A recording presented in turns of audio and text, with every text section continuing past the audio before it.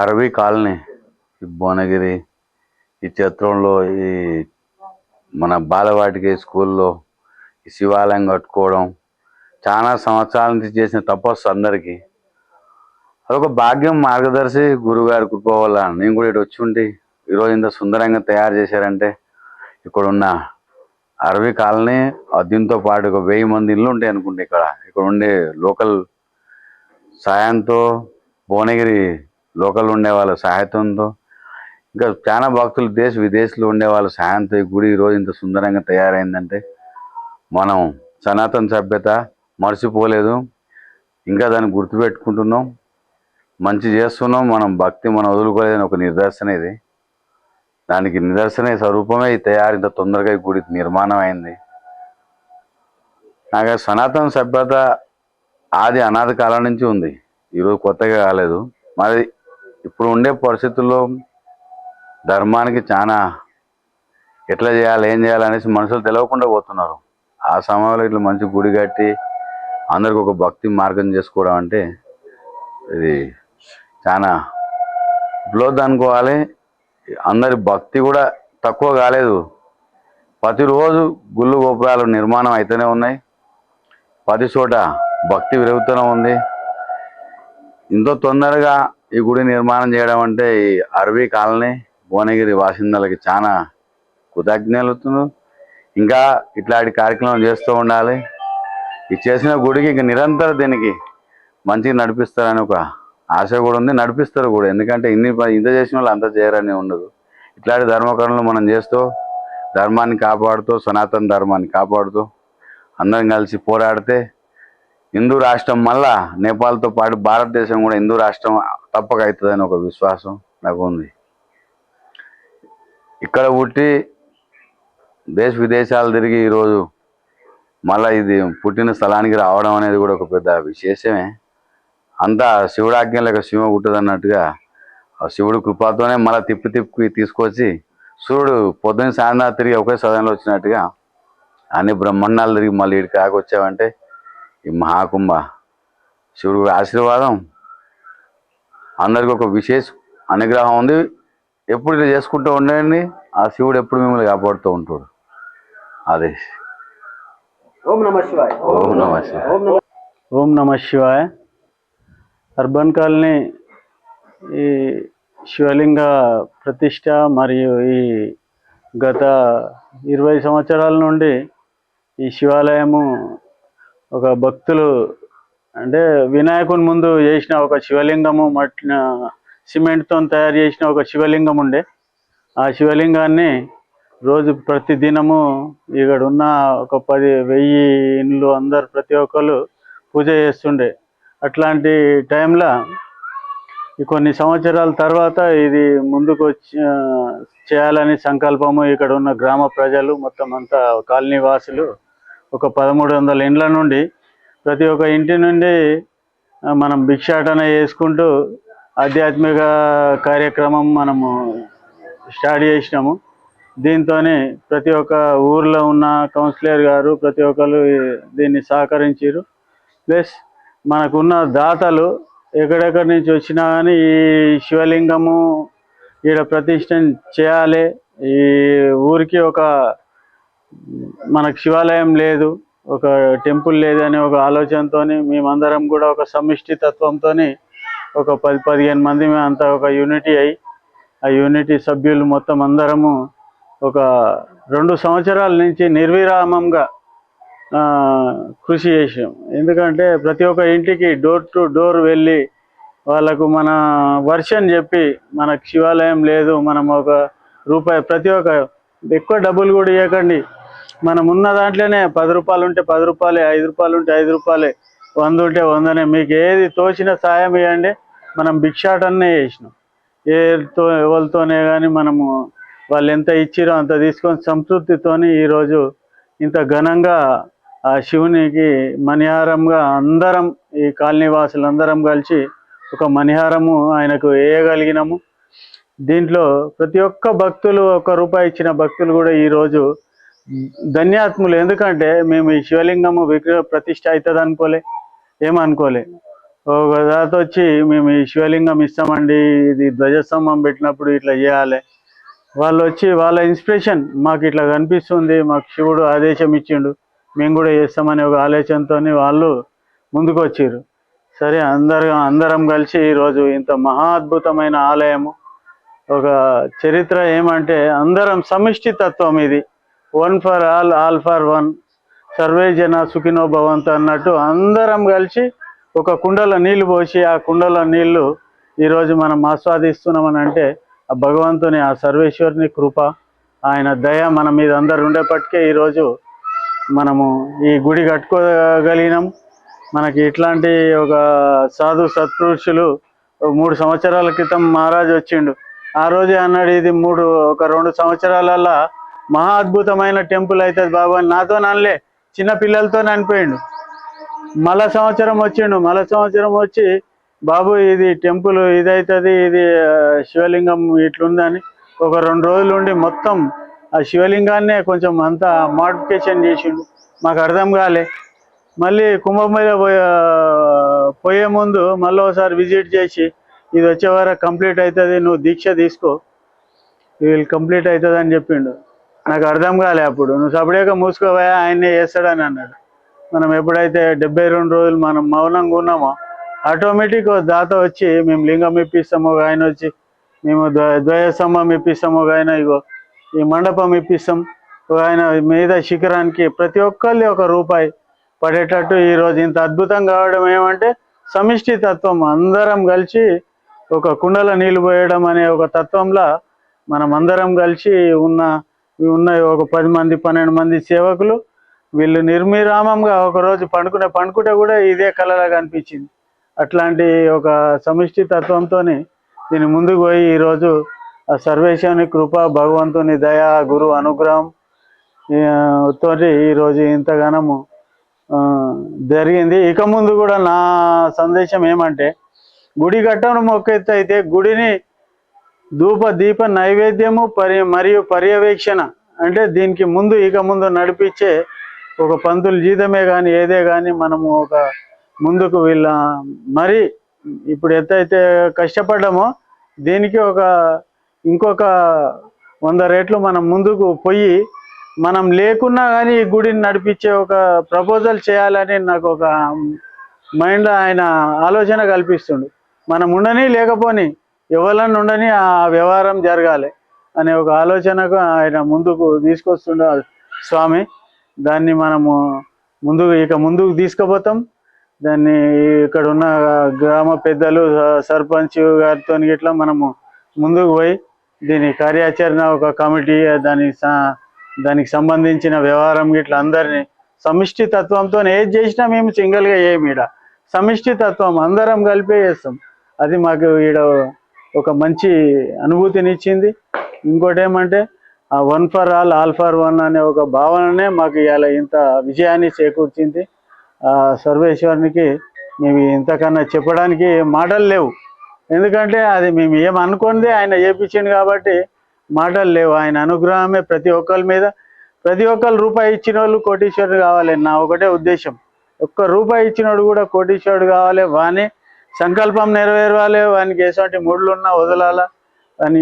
అట్లాంటప్పుడే ఆ భగవంతుని సేవ ఆ మానవుడు చేయగలుగుతాడు. ఎందుకంటే ఒక సంసారంలో ఉన్న వ్యక్తి కాబట్టి నీకు వదలాలంటే వానికి మంచి జరుగుతూనే భగవంతుని దగ్గరికి వస్తాడు. ఇవాళ పోయిన సోమవారం నాడు ఒక 500 మంది వచ్చారు. నేనే అద్భుతమైన